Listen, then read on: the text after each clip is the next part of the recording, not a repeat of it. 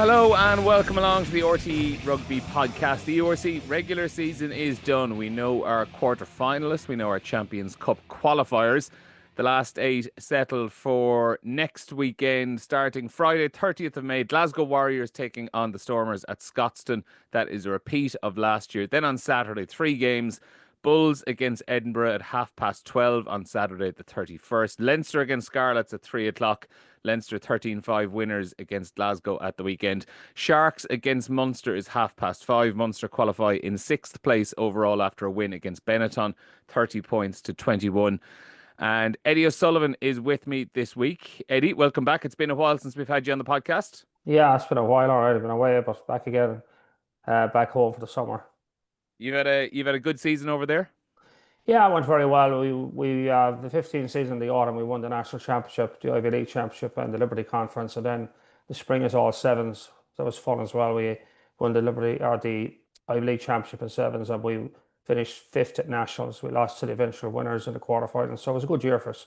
Very good year all around. So I had a good fun and enjoyed it.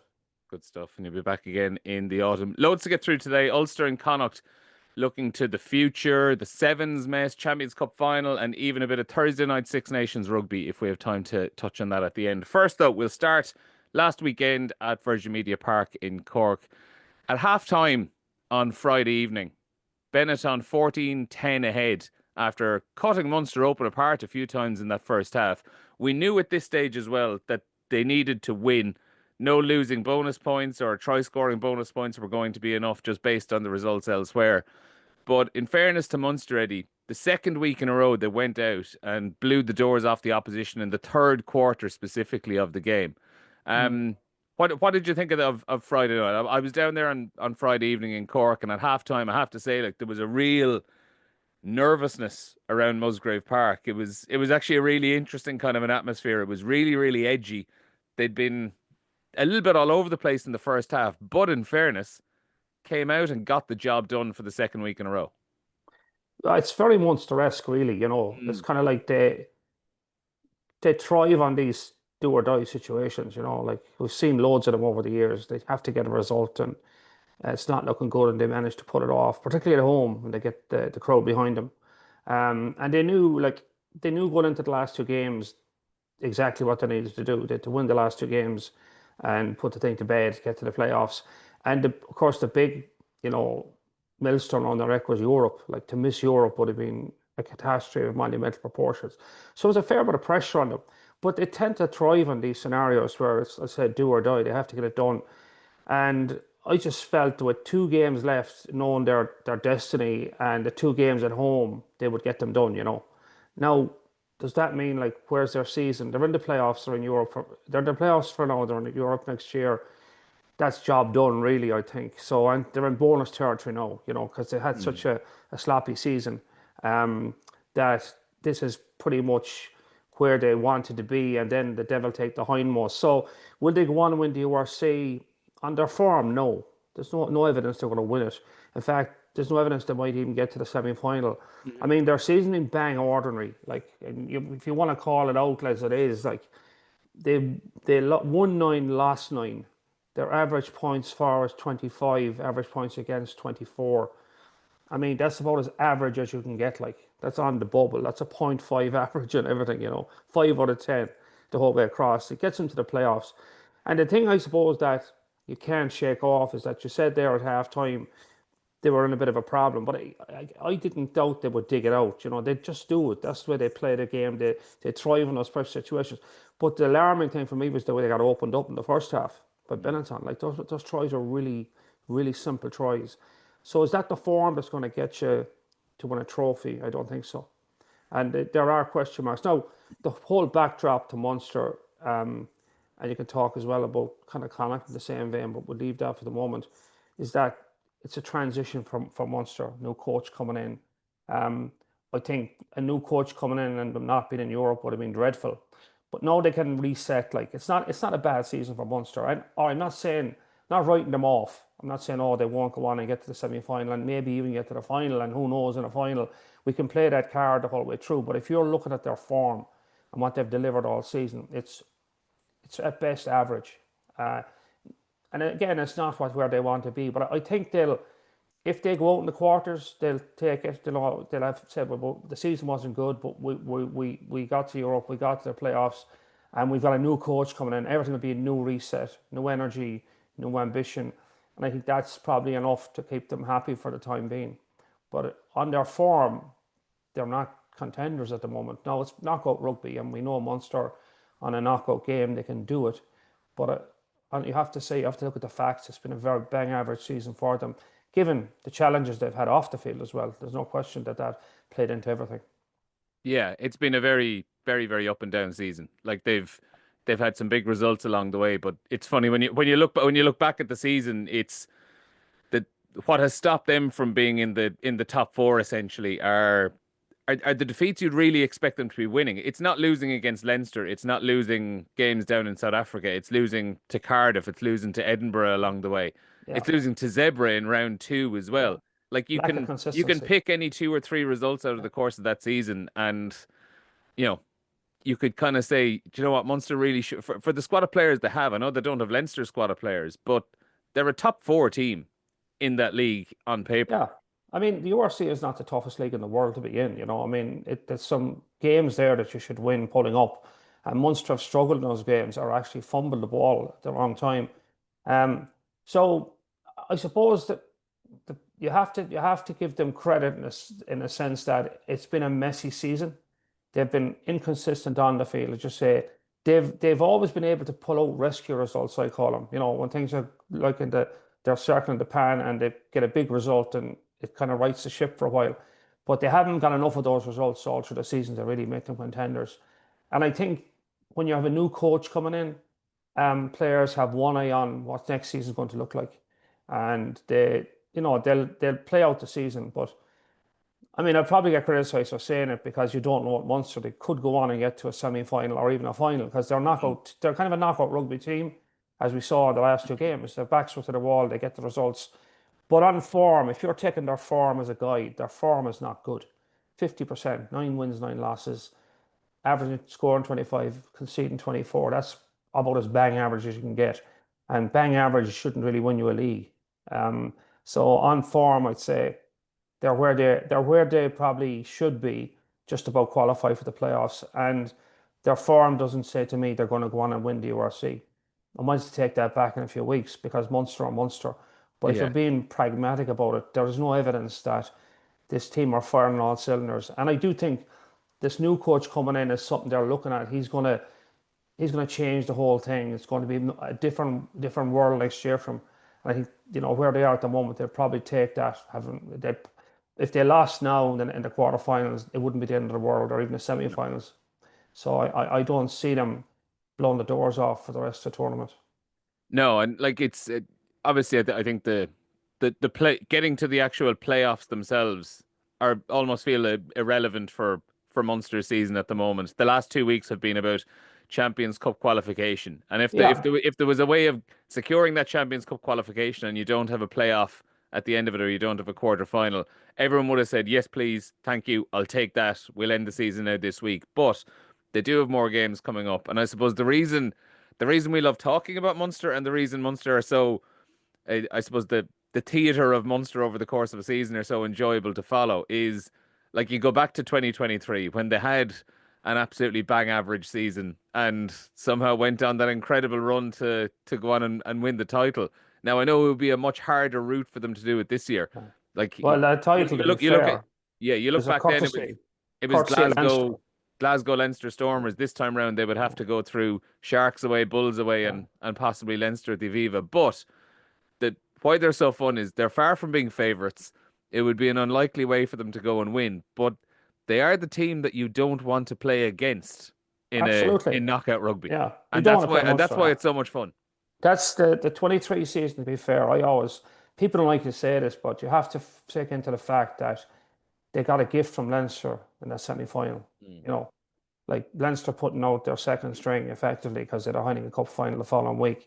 And I thought it was insanity at the time, and I knew it was a massive gamble. And like I was at that game, I was covering that game, and I remember with 10 minutes to go, Leinster were pounding the Munster line. And if they'd scored, it was over. Like Munster season was done. And they didn't. Like they knocked the ball on, and I said, the Munster are going to come down and win this. They're going to do something's going to happen, and sure enough, Crowley goes into the pocket. The rest is history. And I actually, once they won that semi-final, I backed them going into the final to win it because the momentum, Munster feed off momentum. Mm. But that's the problem. Their season, they haven't given themselves momentum.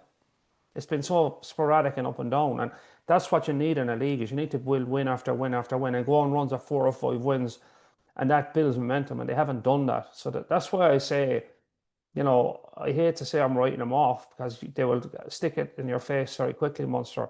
But on the form, they're not a league winning team. And I think you're right. The path to the final now, I think they have to get through the Bulls and then have to Mm. beat Leinster. Mm. That's even if they see off the Sharks away from home. So it's a very tough path for them. Again, we know maybe on the day, but can they have 3 of those days? No, I don't know. I Yeah. don't I doubt it, and I could be wrong. And I'm a Munster. I played for Munster. I love seeing Munster doing well, but on the face of it, on the facts of it, it doesn't look like it this year. And I Yeah. think they'd take it now anyway. If the season ended next round, I think the big thing for them, you're right, was Europe. For them not to be in Europe next year would have been a catastrophe beyond imaginable proportions for every reason. Just the whole Munster, what Munster stand for, what they've been about, what they brought to the tournament, the finances of it, a coach coming in with kind of no, not where he wants to be and all that. It was just unimaginable that they'd miss out on Europe. So once they got that done, I think that was almost their raison d'etre for the season. It was. And at the end of that game, I know I mentioned at halftime in Musgrave Park that the atmosphere was nervy and tense, and Yeah. there was just an edginess around the place. But when the final whistle went on Friday night, and when they'd scored those couple of tries in the second half to put a bit of distance between themselves and Benetton, I thought the roof was going to lift off the place. It was absolutely fantastic, and probably made even better by the fact that it was a final game in Cork for Peter O'Mahony and Stephen Archer and Conor Murray as well. And And that's the emotion there they was a feed off of. brilliant there was a That's, there was a yeah. brilliant emotional Yeah. energy around the place, similar to Thomond Park the week before as well. And I suppose putting those two things side by side, it would have been unimaginable Munster don't make it to the Champions Cup for next season. But it would have been horrible for that to have been a final game, Yeah. final home game for those three players, to end in such a deflating way. They love that emotion though. Like they Yeah. feed off that, and at home they get that extra kind of energy from but again, their path now is away games all Mhm. the way. There's no like it's very hard to see. I think they're almost certainly going to. I think the Bulls will beat Edinburgh. I don't see Edinburgh beating the Bulls down in South Africa, and now they've got to probably stay in South Africa if they win the next game. So it's a tough one for them. I'm not completely writing them off, but on the basis of it, I just don't see them getting there.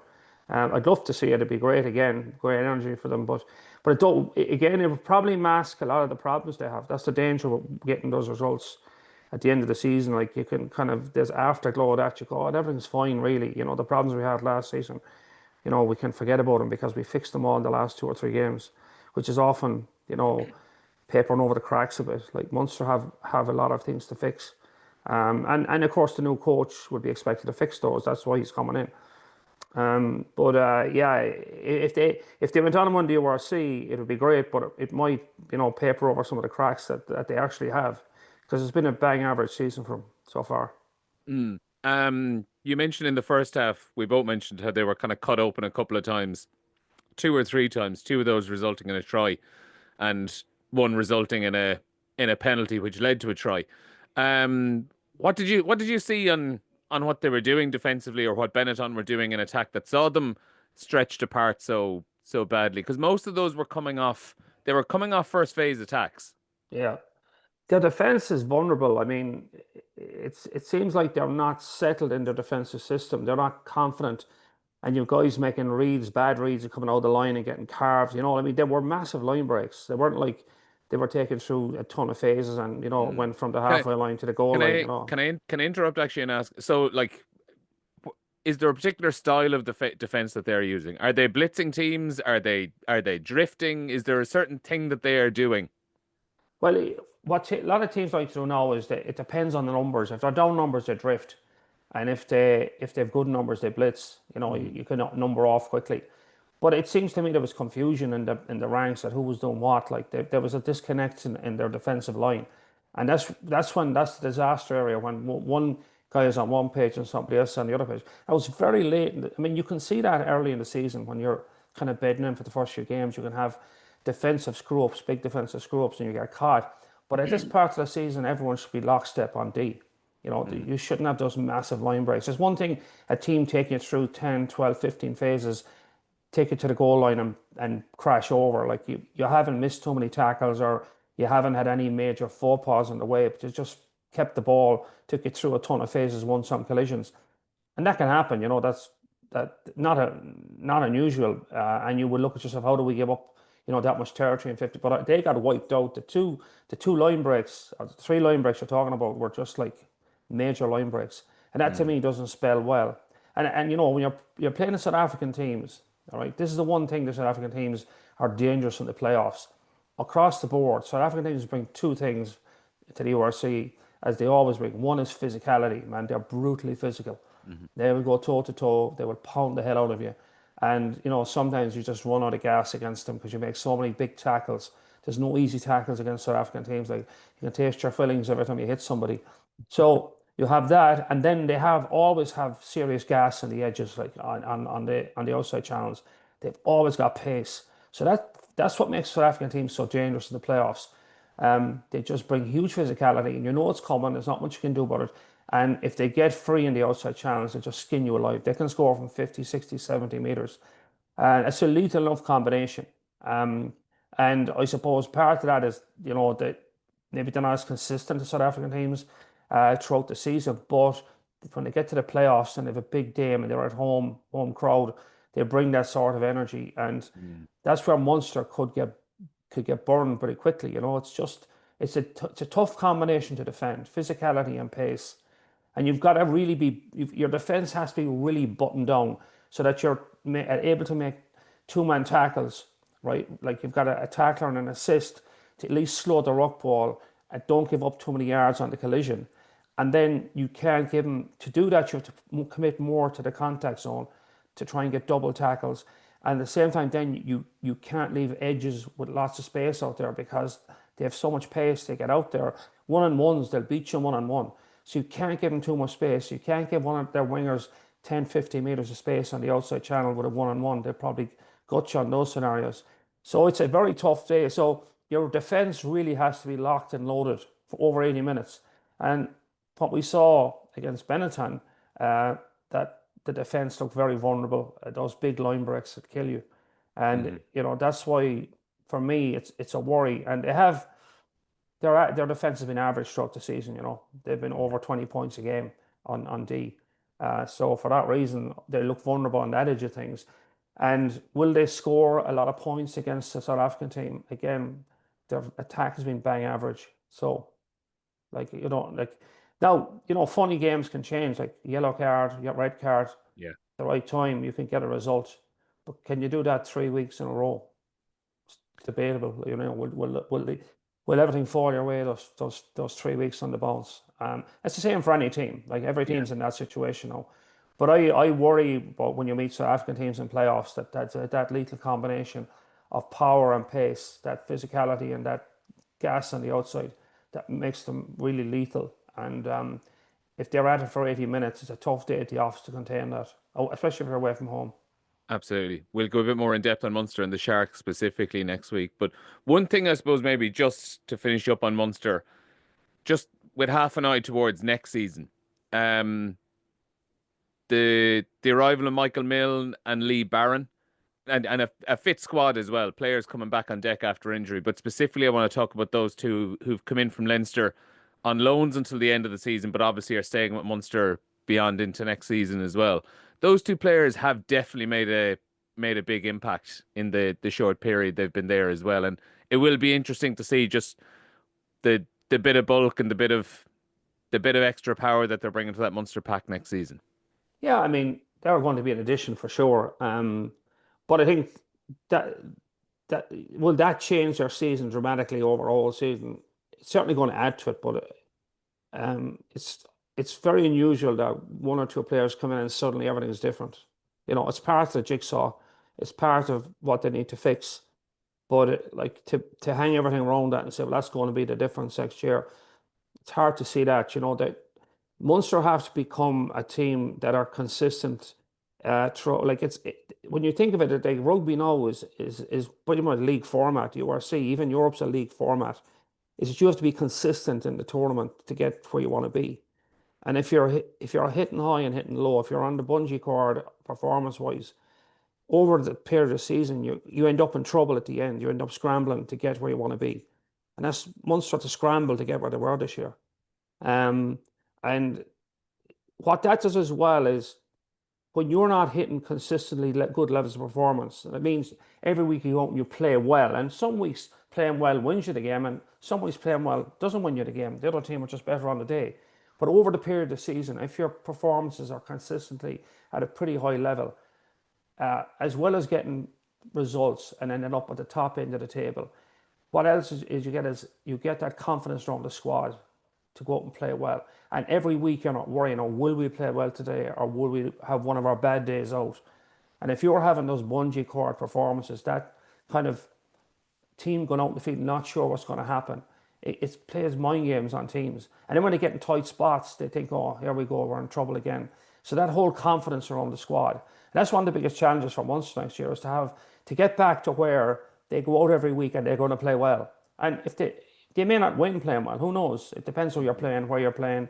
You get a red card or yellow card, all that's part of the mix. But are you hitting those targets every week in terms of your set piece, your ball retention, your line breaks, your defensive line, your tackles? All those metrics are high every week. Then you're going to be in the hunt at the end of the season, and the squad are confident. We're going out today, we're going to deliver a big one again today, and let the devil take the hindmost. That's different than going out worrying, are we going to play well today? Or if we get in a tight spot, or we get in a dogfight, we're not good at this situation. There's that mental game that goes on over the season as well. And it becomes a mental struggle for teams when they're not playing consistently because they're unsure going on the field what the performance is going to be like. And their confidence is rattled. And it's just a tough year for the players. Like when the players are playing consistently well every week, they're really enjoying themselves, they're enjoying training, they're enjoying games. And of course, some days it goes against them. But by and large, when you're being that consistent in the league, most of the time you get the results. And you're in a comfortable place going into the end of the year. You know you're in the playoffs, everything's going well, and you're thinking of knockout rugby. That's a different place than, are we going to play well today? Maybe we can screw up and lose this. We need to win these last 2 or 3 games to get to the playoffs. You don't want to be there. That's an inconsistent season. It's tough work, tough on the players, tough on the management. It's not a lot of fun. There's enough pressure in the game or having that extra pressure of being inconsistent every week. And that's what kills a lot of teams, is that ability to be consistent or this inconsistency that they deliver every week. And it means then you lose games you should win. And then you're coming into the season, trying to win games you probably shouldn't win. It's a tough place. So it's league rugby. So blowing the doors off one Saturday and then falling under the radar the following Saturday is a recipe for disaster, really, and not much fun. Not for the supporters as well, because they don't know what to expect either. So they're edgy. So everyone's edgy for the whole year. And then it's you get this pall of a lack of confidence. Can we do it? Can we not do it? What will happen today? Will we win this game? We should win it. We're playing the Dragons away. Will it be one of those days where we have a bad day out and we lose over in Wales? Like they're the kind of things that can make the season very tough. It's one thing losing to Leinster, or losing to the Bulls down in South Africa, but if you go out and play well in those games, you can eat the loss. And if you're playing well every week, when you do lose, it's just a tough day at the office and you move on because you're going to another big performance next week and we'll probably win. So all that dynamic for the year is the difference between having an enjoyable year and a tough year. And Munster have had a tough year because of those inconsistencies, I think. Absolutely, and they'll be glad to get out of it whenever it does end. So that is Munster and Sharks, 5:30 p.m. on Saturday week, Saturday 31st of May. Leinster will be playing earlier that afternoon. They will host the Scarlets 3 p.m. on Saturday the 31st. 13-5 winners against Glasgow on Saturday evening in their final regular season game. A fairly forgettable game all round, Eddie. Yeah. Would you have would you have concerns that Leinster are still a bit deflated by Northampton, or was that win against Glasgow, was that the tough kind of slog that might stand to them later on in the playoffs? Where would you sit on that one? Uh, I'd be more pessimistic than optimistic after that game. I was at the game, I was covering the game, and Mm, in the first 20 minutes, to be fair, now Glasgow, I think, came with the view of let's not get humiliated like we did 5 weeks earlier. So mhm. there was a fear factor, and they came with a game plan, which wasn't a bad game plan in the sense that it was definitely going to keep the score down, you know. But I don't think Glasgow ever believed they're going to. No, they had a spark when they got that second half try. Oh, maybe here we could do something. But that was down to the fact that Leinster had been really poor. Like the way the game played out was Glasgow came with a game plan, dominated the first 20 minutes. Now they held on to the ball fairly well, Glasgow, and they kicked pretty smartly. And when they kicked it away, Leinster had to kick it out. They were good strategic kicks. Leinster had only pick it up and kick it to touch. And then, Glasgow had another line out in the Leinster half, and they went again, and then they went again, and then they went again. And after 20 minutes of pounding Leinster, they had a missed penalty to show for all their effort. Yeah. And that said to me two things. One, like Glasgow don't have the firepower here to score. They don't have the fire. They haven't been able to break. And Leinster, to be fair, defended very well. Like ironically, the kind of bounce back for the catastrophe of the Northampton game, their defence is very good. But Glasgow didn't have the tools to open up either. And no matter what Glasgow did after 20 minutes, they had a missed penalty, which Hastings should have kicked, at least given 3 points. And then the game swung. Leinster came back into the game and basically dominated the rest of the game, but were unbelievably inconsistent with unforced errors, just mistakes after mistakes, like just turnover. They had their first three possessions in the second quarter, they knocked the ball on for no particular reason, just unforced errors. Probably trying to force the game, but Jack Conan was interested after. He always gives a good interview. He said, "Yeah, defense wise, I was happy, but offensively, we just were so inconsistent, so sloppy." And he himself he turned over a couple of balls. He was kicking Yeah. himself, so they couldn't get that. And if they'd held on to the ball at all against Glasgow, they would have got a couple of scores. And I think had they got 2 or 3 scores ahead of Glasgow, then they would have kicked on. But they just couldn't throw the killer punch. And I mean, ironically, the try that got him settled, I thought was a really bad call by the referee. Hastings was called for knocking on the ball over the line. And if you look at the replay, he touched the ball, but it definitely went backwards. It didn't go forwards. And they got a 5 meter scrum, got a free kick at the 5 meter scrum, quick tap, bada bing, bada boom, they're in the corner. And that released the pressure valve. But you say they kick on here, no, they were just inconsistent. And then the second half, they dominated again. And Glasgow got one breakout and they scored, and it got kind of squeaky bum time then, where they literally were kicked the penalty to put the 2 scores in them, and then they kicked it out in the end to get off the field. And what it kind of tells teams, you're watching that game and you're hoping if we get Leinster here, we might get them because they're still the best team in the league. They're the best team, arguably, in Europe, pound for pound, man for man. They're a phenomenal squad of players, phenomenal talent. So the question now is, if you're playing them in a playoff, and let's say, you know, things go to form, just for argument's sake, and the final of the URC, which I kick down, doubt that Leinster will get, they're playing the Bulls, who, come like wired up, ready for action. And that becomes a dogfight. Well, I might even strip it back a week further. For argument's sake, in 3 weeks' time, if Glasgow are going back to the Aviva in a semi-final, do you think Yeah. they'll be coming back to Dublin thinking we've got a crack here? Or Yeah, but are I don't they think I don't think they do you have. think do you think they're good enough No, to no, they're not. frustrate Leinster to the point where they just don't get hammered? No, I don't. I don't. Leinster will be a sloppy again in the next Okay. round. I don't see that. And So it's a Bulls or Sharks that you would be worried about. yeah, particularly the Bulls. Yeah, Yeah. and I would say. But having said that, I mean, I just think if you're looking at Leinster now at the moment, the key is to stay in the game against them because now if you go into the last 10 minutes in a one-score game, Hmm. Leinster are likely to implode. That's the reality. Um, it's and you look at the team, you go with the level of experience, the level of talent. How are they in those situations? Like it's like that, and it's always the same. for years I've been coaching, and you're playing a team that are better than you. Your only goal on the day is to keep having a one-score game with 10 minutes to go. If you can have a one-score game with 10 minutes to go and you're the underdog, you've done a hell of a job. Even if you lose it, you've given yourself a shot. So I don't. I would still see them beating Glasgow more comfortably if they play them again. But I think if they ended up playing the Bulls in a final and it comes down to the last 10 minutes and it's a one-score game, like I think they could fumble again. And if they do, if they don't win the URC, it's almost sad for Leinster, and they can't come out and say this. They have to win the URC. Yeah. No question, they have to win it. Like there's no And other the option. tricky thing for them, Eddie, is they have to win the URC, and if they do, they're still not going to get a huge amount of credit No, for it. that's my second point. It's Yeah, lose. It's almost a lose-lose. It's a yeah. terrible thing to say. Even if you win, it's a lose Yeah, in the eyes of many. it'll be very bittersweet to win the URC for them because that's not where they were. That's not what their target was. The target was Europe. They said it all year, and they had the most catastrophic day out and kind of shot themselves. And if they had 4 feet, they'd have shot themselves in 4 feet. It was that bad, you know. I mean, I thought, and I don't want to go over the cause, but my take on the Leinster summary for me is you always say control the controllables, and Leinster did not control the four things that cost them the game. They screwed up their selection. They screwed up their defence system.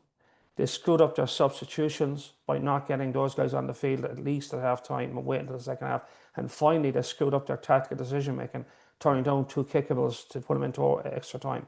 It's like they were all controllable, so Leinster, and they bombed on all four of them, and it cost them possibly the Heineken Cup, you know. But anyway, that's been beaten to death. But the fallout of that now, Neil, is that if you get Leinster into that dogfight with 10 minutes to go, they're very vulnerable, because all the gremlins come out to play in those last 10 minutes in the Leinster heads, and we've seen it. You know, it's happened to them, and they now have a history of losing big games at the end in tight situations. Now, losing to La Rochelle in the last minute, La Rochelle are a top class side, Yeah. brilliantly coached. There's levels to it. There is levels to it, but Yeah. there's no. I mean, Northampton did a hell of a job, but you have to say that Leinster's failure against Northampton was very much self-inflicted. Yeah. And I'm not taking that away from Northampton. They went out, they gave it a shot, and they got the one off. And if they played Northampton again this weekend, you know, would you say Northampton are going to win it? Yeah, I think Leinster would win it in next time round, but unfortunately, you got one bite of the cherry and that's it. But I just think there's this mental frailty around Leinster at the moment if they get into those dogfights. And part of it is that if you look back, it's I think there's plenty of historical evidence around this. I remember, you're probably too young to remember, the first Rugby World Cup back in 1987. New Zealand won it at a canter. And people said New Zealand will not lose another World Cup for foreseeable future. Like, it'll be impossible to beat. They're so bloody far ahead of everybody. And the next time they won a World Cup was, I think it was 2011. Yeah. So there was a number. And all those World Cups, what happened is, I remember New Zealand throughout that period, they would crucify teams. Like, they win in by 30, 40, 50 points against teams right through this World Cup cycle. And then they get into the World Cup and they get in a dogfight. And they weren't used to being in dogfights. And they would lose the dogfight. And they became vulnerable in dogfights, even though they were better than the team they were playing. And Leinster have kind of taken that mantle now as a team that if you get them in a dogfight, you can get them. And like, that's where they are at the moment. That Northampton defeat is going to, you know, keep them in that mental space for a while until they win a few dogfights. And that's why I think at the moment, if you're looking at Leinster and you're going to have to play them at some point, and you think, what's our chances here? Statistically, you know, line up the two teams, you're going to play Leinster, the better team. They've the more talent. They've got so much going for them. But get them in a dogfight with 10 minutes to go, and you have a good chance of getting them. They have a history of fumbling the last play, and that's unfortunately that Northampton result has done nothing to alleviate that. In fact, it's copper fastened it. And I think that's the biggest problem at Leinster for the moment, is the top 4 inches if they get into a dogfight. And if they get 2 or 3 scores ahead, they will gut you. They'll score 50 points. When they get on that confidence roll, you know, but if you get them in that scrap that they don't want to be in, they're vulnerable. And that's, I think, teams who are end up going to play Leinster in the playoffs now. That's their only chance, is get them into a scrap, and hopefully you get the break at the end. And I think there's no denying that. It's hard to say, oh no, that's not Leinster. That's where Leinster are at the moment. That's where they are at this moment in time. If you're assessing them, and they need to break, if they're going on to be one of the the dynasties of Europe as they're trying to be, and they're doing everything they can, they're doing all the right moves. They've got to be a team that win hell or high water, and that's not where they are, unfortunately. And at the moment, there is that doubt around them, and the URC now is massive pressure on them to win the URC. And as you say, it'll be bittersweet to win it. And the final point on Leinster, we'll finish up on a positive note with them. Just one player in particular who has hit his form after a really, really tough period in the last few years, Tommy O'Brien, Mm. could hardly have bought a bit of luck in the last 2, 3 seasons with the injury he's had. And in fairness to him, he's always talked himself up. Anytime he's done media, he has been a really, really impressive, confident fella. He has talked about how he wants to be getting into an Ireland squad. He thinks he's good enough to be there. And in fairness to him, he finally gets an injury-free run. He breaks his way into the first team. And I know it's a Lions year, so there's going to be people away, but he's pretty much nailed on to be getting into an Ireland squad this summer for Georgia and Portugal. It just is nice to see someone who's had a rotten run of luck Yeah, well, starting to prove himself. you could make the argument if he had this run in December or early January, he could have featured in the Six Nations. Oh, He he could have, definitely could have. if, in Yeah, fact, you would say he probably would have broken into yeah. the team. Plus the fact that there's so much insane talent in Leinster anyway. Like it's a getting on the Leinster team is an achievement in itself. But you're right. I thought we picked him as man of the match last week because I thought every time he touched the ball, he had a positive impact. Mhm. And that was even when he didn't have the ball. Like one of his tackles was just His yeah, defense is his tackling smashing. technique Yeah. is outstanding. Yeah, absolutely. I mean, he probably was the one bright light for Leinster, the one guy they're thinking they need to get the ball to him a lot more, and they're probably going to win this game pulling up, but it didn't happen for him. But every time he was involved, and he's a big, powerful athlete. And again, it's like wingers are funny animals, I, I played in the wing myself, and a lot of it's down to confidence, and you get that feeling sometimes, which you see with O'Brien now. Every time he gets the ball, he's thinking try. Mhm. Do you know what I mean? It's not like he doesn't care whether he's on his own 22 or their 22. He gets the ball in his hands, he's thinking, I'm going to score here. So that kind of energy and that confidence is massive for a winger. And that's why he beats people and he runs over people, he runs around people, and he brings that energy and that can lift the players around him. So I thought he was outstanding. And I would argue, yeah, if he had the chance to deliver this type of form last December and January, he would have almost certainly been in the Six Nations. Yeah, and fingers crossed for him. He manages to stay fit for the rest of the season as well Well, because he's nailed on for the he's summer had a ba- tour. he's had a bad run of it in the Yeah. last year or so. Oh, yeah. Um, Final URC points on Ulster and Connacht, 2 seasons that petered out in the last few weeks. Ulster heavily beaten by Edinburgh in the final round, finished 14th overall, bottom of the Irish provinces. Um, some positive news coming from Australia this morning. Angus Bell looks set to be joining next season on it looks like a short-term deal, similar to the sabbaticals that Jordy Barrett and Rico Ioane would be doing with Leinster as well. I know signing a big, powerful loosehead prop isn't going to turn Ulster into a contender all of a sudden, Eddie, but I suppose good to see some positive news for them after what's been a pretty rough season.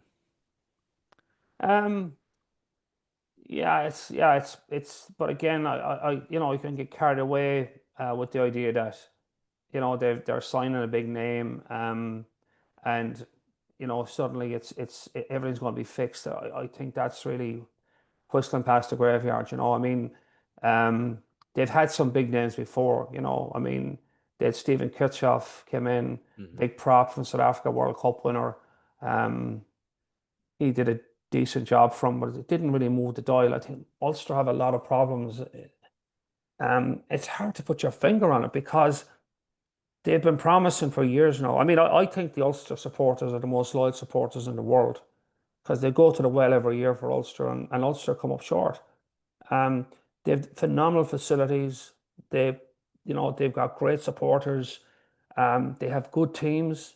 Um, they've made some funny signings too. I mean, they have plenty of backs. I mean, if you look at their backs, they have a great back line. Um, I just, it's so hard to put your finger on Ulster and say, why is it every year that they seem to be just coming up short? And the problem is, if you go on this year, when they go up short every year, it's shorter every other year. It's like it's not like the graph is going up the hill here; it's going down the hill, and you got to worry for them next year. What's going to change in Ulster next year? That's going to, is going to flip the switch, and suddenly they're going to be nailed in to the playoffs with 2 games to go at the end of the RC or the URC. But is And it, but is the argument with Ulster now that they have fallen to such a point that you're not looking them next season to be nailed into the playoffs with 2 games to spare? The progress for them is just getting back into that top 8, even if it takes until the last day of the season. And then the season after that, try and make sure you're in the top 6. Have they fallen so far now that we are just looking at small steps bit by bit? They have a new coaching team coming in next season. They're going to be playing Challenge Cup rugby, so they can probably put more of a focus on the URC. I like is it possible for them to fall further? Is the question I'm asking. well, Because it's because interesting. I don't think Yeah. it is. Well, I was talking to Darren Cave actually about it last weekend at the Leinster game.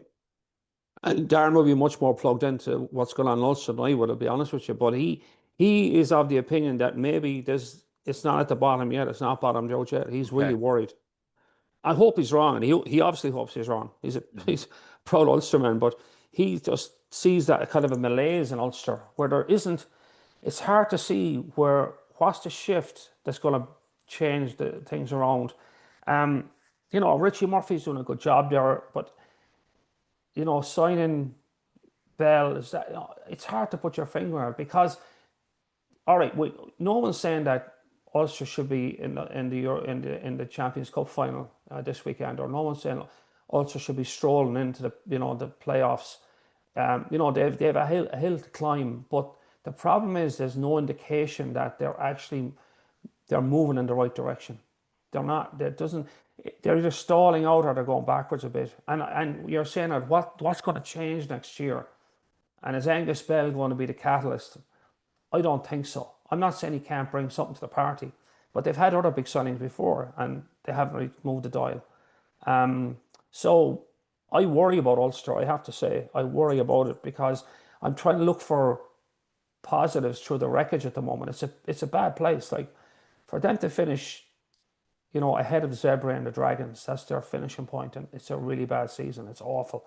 And if you're looking for a gear shift, is where's it coming from? And I don't know. I'm not trying to be an expert here, or like a barstool expert.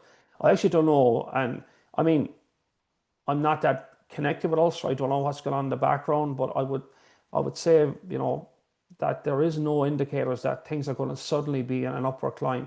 They should do better next year. There's a couple of things. The coaching staff be more settled. They have a signing, but does that really change the metric for them to the point where they're suddenly, at least comfortably mid-table, closing in on playoffs? I hope so, but I just don't. I can't see anything that's the big change for them. That's my worry. I just don't see any major shift that you can point at and say, well, there it is. That's just going to be different next year. That's just going to turn the tables. That's just going to get Ulster where they want to be or where they should be. I don't see that, and I hope the hell I'm wrong, because I think there is a bigger picture here. Is that there is this worry about Irish rugby that we're effectively now solely dependent on Leinster for everything, and there's a strong argument around that, and it's not Mhm. a simple argument, but if Ulster had another bad season, Connacht had another bad season, and then Munster had another dodgy season, you're suddenly thinking maybe there's something to this. Maybe we are just a one-trick pony here. So like we need Ulster back in the fight. We need Connacht back in the fight. We need all our teams up and running. And at the moment, it's hard to make that argument that all 4 provinces are firing on all cylinders. There's no argument you can make around that. Yeah, and I'll bring Connacht in on this then as well. 22-12 winners away to Zebra to finish things off. They leapfrog Ulster up to 13th place. But again, a pretty dour season all round. Another coaching change mid-season for an Irish province. They still don't have their coaching ticket established for next season. They're they're saying goodbye to a handful of experienced professionals from their squad, with very few signs of signings coming in. Sam Gilbert's the only official Yeah. signing they have confirmed to come into the senior squad next season. I know I was sounding a bit more positive about Ulster than you a couple of minutes ago, but with Connacht, I would probably be a little bit more pessimistic. Just with the way things are looking, Yeah. with the uncertainty around next season, it's a 13th place this season, and there's no guarantee things are going to get better next season. Yeah, it's a tough one. I mean, what they will point, there's two positives Connacht can point to, which kind of will give them something to play towards. One is a new coach. Who that is, Hmm. nobody knows. That's not a good thing. Yeah, I know the season is only wrapping up, but they need to get across that fairly quickly because, like, whoever comes in to Connacht has to set out his stall and decide what they want, how they want to do it, how to change things. There's a bundle of work to be done there. Um, the new stadium is going to be obviously a shot in the arm as well, but I don't think that's going to, at the end of the day, there seems to be a little bit of like, because Connacht have had a huge groundswell in their support over recent years yeah, based on the success they've had, and it's hard earned. Like yeah. that's like Connacht is Gaelic football country and hurling country. So you earn your rugby spurs in the west of the Shannon the hard way. But you saw the energy down in Castlebar around that game that was played down there. There's a huge groundswell of support Yeah. across all sports towards Connacht. But Connacht have to deliver then. But there is some grumblings in the supporter base that they're Well, disappointed. what worries me as well with Connacht, Eddie, would be like Mac Hansen was talking on an Australian podcast last week, and he was talking about how the news of his injury and the timeline of it got leaked out, and he said there's a lot of he basically suggested there's a lot of information from inside the four walls that seems to be getting out into the world fairly Mm. quickly, and I don't know, we never hear about leaks in a happy camp. I think Oh yeah, leaks like that. that's It, symptomatic. Yeah, that it things aren't suggests well. Yeah. it suggests a bad mood all around inside in the province. That Well, kind of thing would worry me. when a player calls that out, Yeah, it does mean that they're not happy that and you know. it's probably been discussed between the team as well that they're not happy Oh, about it. no question. Like if he's saying it publicly, you can bet your bottom dollar that it's been talked about among the players. And that again, that's a symptom of not having a head coach who's wrapped around the team and has everything under control. And of course, you don't have a head coach, that sort of stuff happens. I think there's missteps, there's miscommunications, because all those systems around the team, like we just see the team play on the weekend, but there's so many things that go into that, which is, organization and planning, communication, media, and then there's the rugby stuff as well, like the scrums and lineouts, there's Hmm. tackles, there's rucks, Yeah, there's continuity, there's transition, defense. Like they're the nuts and bolts. But if you don't wrap the nuts and bolts with a really good system, administrative system, and when they're missing a head coach, that's the person that keeps all the nuts and bolts tight around the team. And when they're not there, things get loose and they get wobbly, and things start to wobble like it's like an old car, with the wheels start to wobble on it. Like so, you need a head coach. So that's why their appointment has to be pretty quick and pretty solid. And if this fumbles in for another month, even you got to worry about next year. Whoever comes in then yeah, has got to try and put everything right very quickly. But the frustrating thing about Connacht is, for everything you can say about them on, in a critical sense, they're still great to watch. yeah, Actually, yeah, great. Like they're one of the most entertaining teams in the URC, but they have a penchant for shooting themselves in the foot. big So, time. as the old saying goes, they're exciting with and without the ball. Yeah, It's not a great plan. You shouldn't be exciting without the ball. It should be exciting with the ball. So they and project forward on what's going to be different next year. Well, if they get the right person at the helm and everything tightens up, there's a chance for them to actually move forward next year. And again, there'll be a shot in the arm around the new stadium, but I think you can overplay that. And yeah, if they start getting results again and playing with nice style of rugby that they do play, the fans will turn, again back in their favour. And I'm not saying the fans have turned against them, but there is a certain amount of disquiet around, the Connacht support. They feel the team aren't giving them what they should, and that's a fair comment. Like to finish 13th in the league above Ulster. Like, Ospreys are ahead of them, the Lions, Benetton, Cardiff, even Scarlets who are in the playoffs now. They're hmm, all teams Connacht should be, well able to give as good as they get, which and there it really hasn't happened from this year. But I will give them the pass on the fact that if you lose a head coach in the middle of the season, you have to think the build up to losing the head coach hasn't been much fun for everybody either. So you can Exactly. almost think the whole season has been a really messy affair because, things weren't perfect before the head coach left. They're certainly not perfect after the leave. But for the point where the head coach steps away, things couldn't have been perfect there. And that's not pointing the finger at anybody. What I'm saying is that for Connacht, it's been a really messy season, and the results prove it. And they're now, 13th at the table. But there's a chance for them if they get the right person at the helm and everything tightens up again, they can get back on the horse in a meaningful way and a good start to the season. And then maybe the new stadium coming on stream when things are going well will be an extra boost. But the stadium coming on stream is not going to rescue a bad season. If they're struggling when the stadium opens, the stadium is going to be the game changer.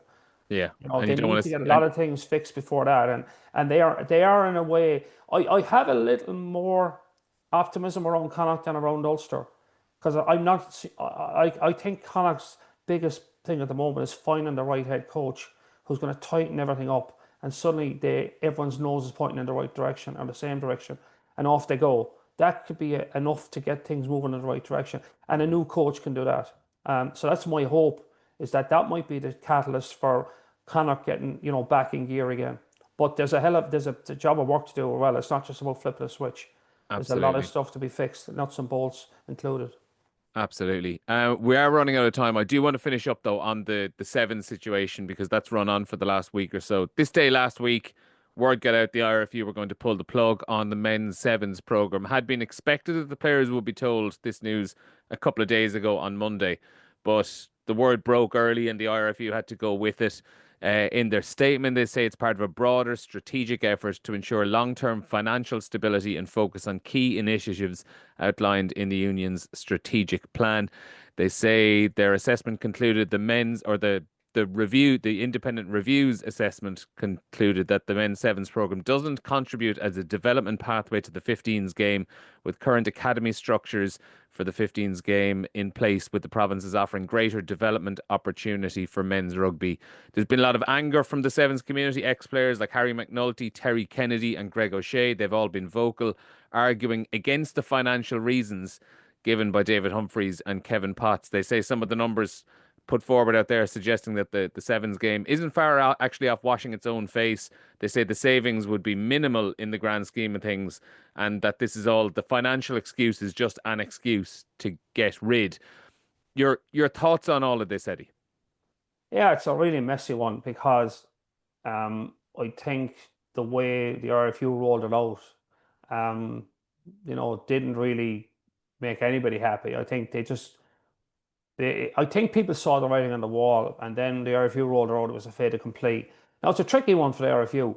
Um, like if you step back, I try to step back from the whole thing and say like this: the sevens was kind of David Nucifor's baby. Like Yeah. he was very much into sevens and pushed the sevens narrative, pushed the sevens program.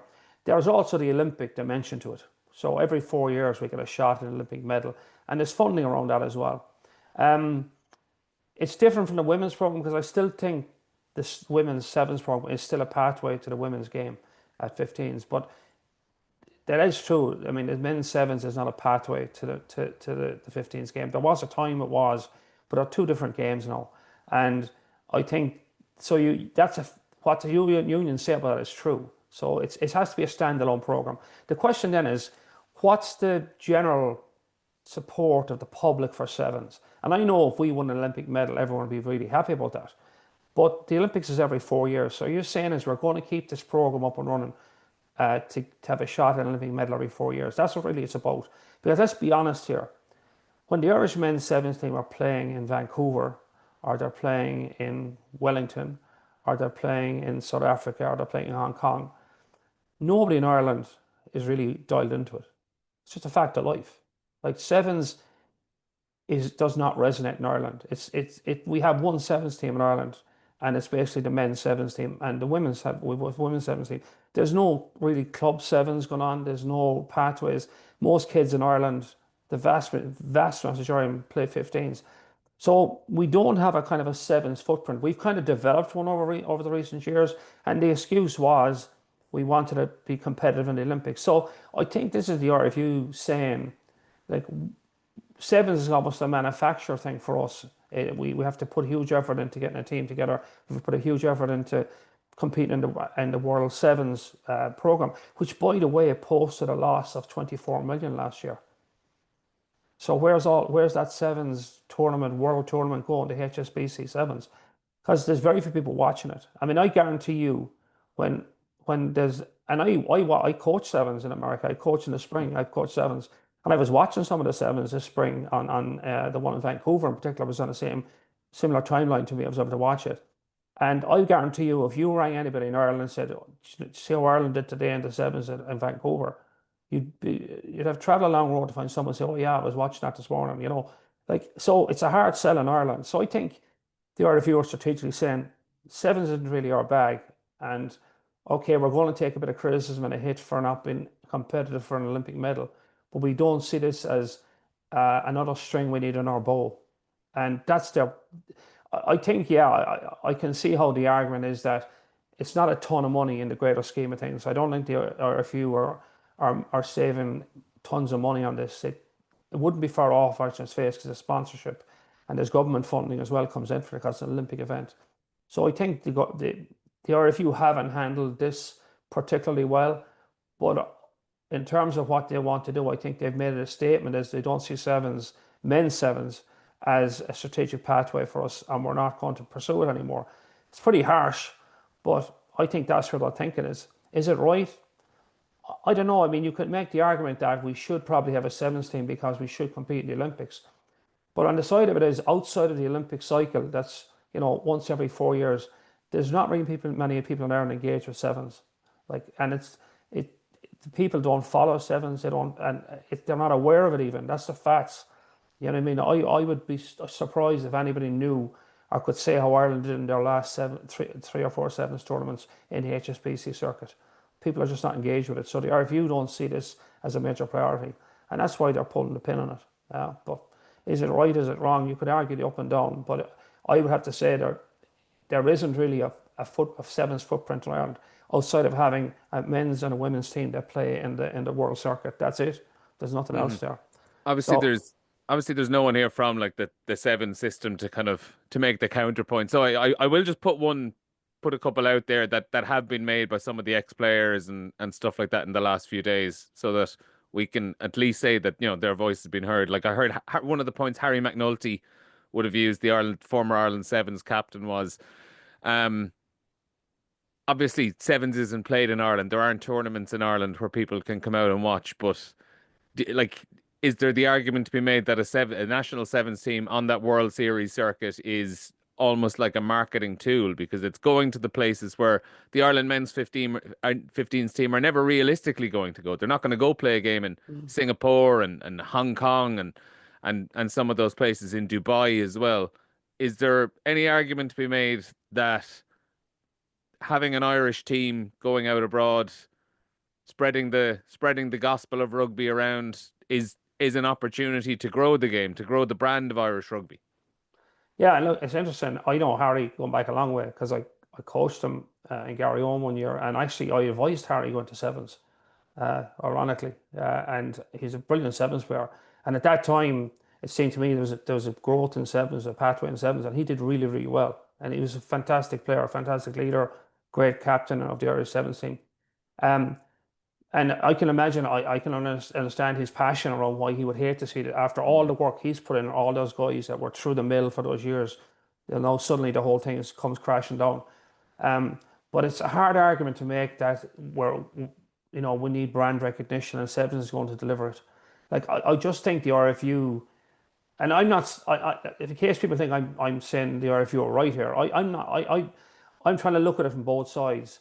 And I would say to her, if you were saying it costs us money, not a load of money. I think the players are right, actually. I think the players are right that the money argument doesn't really stand up. This is not going to change the direction of Irish rugby's finances. Like, Sevens rugby does not, make or break their balance sheet every year. So I just think the RFU are come from the fact that they don't see outside of the Olympic cycle men's sevens being of any value. That's I think where they are. It's very harsh, and I think there is a value to it. But I think what they will look at is on the ground in Ireland, there is no real support for sevens. We don't have any sevens uh, at club level. We don't have any sevens Yeah. tournaments really. It's just a non-event, and people are not engaged with the HSBC seven circuit. When Ireland are playing, nobody knows. It doesn't get like how much media coverage. Like, here's a great. How much media coverage do you get of the men's and the women's even of sevens? Unless they win a tournament, you hear about it after. Oh yeah, I'll be honest. We like it just from our own shop. It gets minimal coverage. Yeah. I'll put my hands up straight away and say that. So the media don't cover it because the Irish rugby public are, and the thing is, we are so engaged in 15s. There is huge support for 15s rugby here, and rugby in Ireland has grown almost exponentially in terms of its supporter base over the last 20 years. But sevens have never really caught that sort of imagination. So it's very tough on the guys like Harry McNulty and the guys who put in huge effort over the last number of years to try and establish the game, and to see now just cut away, just like brutally cut away like that. I get where they're coming from. And I'm trying to see the bigger picture as well. And I see the RFU. The RFU here are pretty confident that this is a controversy that will blow out in about 2 or 3 weeks. Because there's going to be no marches on Lansdowne Road to save the men's sevens program like they marched on Lansdowne Road to save Connacht. Yeah. That's unfortunate, Yeah. but the RFU know that, and it's almost like it would never happen probably only for David Nucifora carrying the torch for it, because he was the big kahuna in rugby in Ireland at this time, and he had huge power and he drove the sevens. And even now, I think he would be himself probably pretty disappointed the way the RFU have pivoted away now. That he's only out the door a wet weekend and the whole thing has changed. But that's an indication of where the RFU see sevens. And I see both sides of it. I see the devastation that lads who put all the effort and feel about it being, just cut away like that.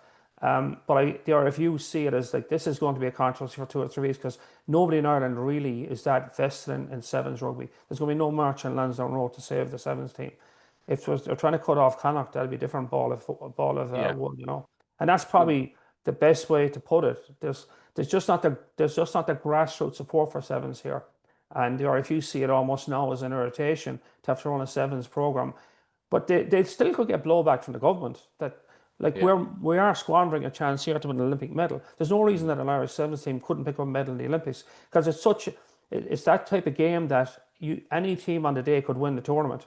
Yeah. I've seen that. So there's probably going to be blowback at government level, like that we're just taking away an opportunity for a medal at Olympic level. But will the public be very vocal on that? I doubt it very much, unfortunately. Yeah, it'll be interesting to get the thoughts of David Humphreys the next time he speaks to the media. He generally does one or two every year. We're probably due a chat with him sometime soon, and I'm sure those questions are going to be right top of the list. Eddie, we've taken up enough of your time. We had a huge amount to get through. We didn't get through all of it. Quick one-word answer: who's winning the Champions Cup final this weekend? Bordeaux Begley or Northampton Saints?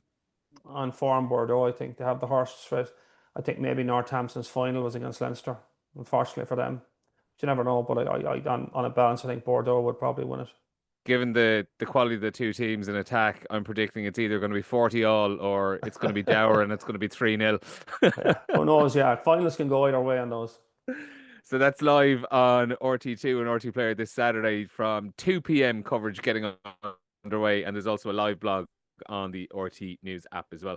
Eddie, thanks a million for joining us. Thanks for giving your time. And we hope to speak to you again soon. My pleasure. Thanks. Cheers, Eddie.